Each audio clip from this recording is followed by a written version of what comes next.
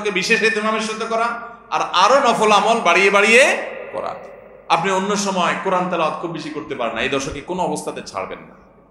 অন্য সময় তাসবিহ তেলাওয়াত খুব বেশি হয় না, এই দশকে কোনো অবস্থায় ছাড়বেন না।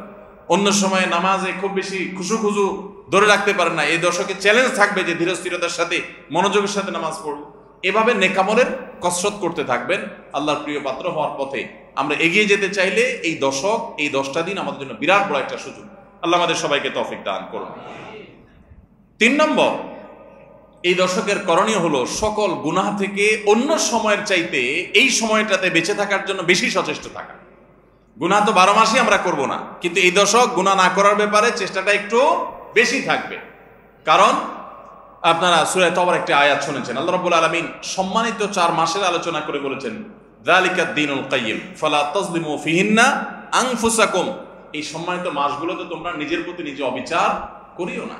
ভাইরা আমার, তার মানে যেই সময়টাতে আল্লাহর নৈকট্য লাভের সুযোগ, ওই সময়টাতে যদি কেউ পাপাচারে লিপ্ত হয়, এর চেয়ে পাপিষ্ঠ আর কে আছে? এই জন্য আল্লাহ রাব্বুল আলামিন আমাদেরকে দরদের সাথে বলছেন, ভাষা খেয়াল করেন, ফালা তাজলিমু ফিহিন্না আনফুসাকুম, তোমরা নিজের পায়ে নিজে কুঠারাঘাত করিও না। এই 10 দিন না, শুধুমাত্র এই পুরো সম্মানিত 4 মাস, সম্মানিত 4 মাসের ভিতরে টানা 3টা মাস চলছে, জিলকদ, জিলহজ, মুহররম, আরেকটা হলো রজব মাস, রমজান আগের মাস। তাহলে সম্মানিত 4 মাসের মধ্যে এই 10টা দিন আবার বিশেষ মর্যাদাবান। অতএব এই আয়াতটা এখানে আরো বেশি ফিট হবে, অর্থাৎ পাপাচার থেকে বাঁচার জন্য আলাদা কসরত থাকবে। অন্য সময় আমি গুনাহের কাজ করলেও এই দশকে কোন অবস্থাতে আল্লাহর নাফরমানি করব না। আল্লাহ আমাদের সবাইকে বেঁচে থাকার তৌফিক দান করুন।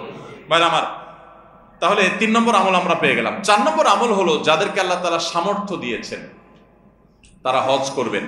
এই দশক হজের আমলের মাস, আমলের দশক, এই দশকেই তো হজ হবে। অতএব যাদের তৌফিক দিয়েছেন আল্লাহ তাআলা, তারা কি করবেন? হজ করবেন। এটা এই দশকের আমল। এটা হলো 4 নম্বর আমল। 5 নম্বর আমল হলো, যাদেরকে আল্লাহ সামর্থ্য দিয়েছেন তারা এই দশকে কোরবানি করবেন।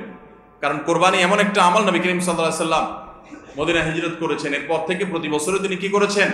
কোরবানি করেছেন। আল্লাহ নির্দেশ করেছেন, ফাসাল্লি লিরাব্বিকা ওয়ানহার, তুমি তোমার রবের নির্দেশ পালনার্থে নামাজ আদায় করো এবং কোরবানি করো। তো এই জন্য ঈদুল আজহা, অর্থাৎ এই জিলহজের প্রথম দশকের শেষ দিন, অর্থাৎ 10ম দিনে কোরবানির আমলটা করা, এটা যাদের সামর্থ্য আছে তাদের জন্য প্রযোজ্য। এই দশকের একটা আমল হলো কি করা? কোরবানি করা। কয়টা আমল গেল? 5টা। 6 নম্বর হলো, যাদের কোরবানি করার ইচ্ছা আছে তারা জিলহজের চাঁদ ওঠার আগে জিলকদ মাসের শেষ দিনের মধ্যে তাদের হাতের নখ, চুল, গোফ, অবাঞ্ছিত লোম এগুলো সব কেটে পরিষ্কার করে ফেলবেন এবং এই দশক আর সেগুলোতে হাত দিবেন না। কোরবানি করে তারপরে সেগুলো পরিষ্কার করতে চাইলে করবেন, এই দশকে আর হাত দিবেন না। নবী সাল্লাল্লাহু আলাইহি ওয়াসাল্লাম বলেছেন, মান আরাদা আন ইউদাহিয়া ফালা ইয়াখুয মিন শা'রিহি ওয়া আযফারিহি শাইআ, যে ব্যক্তি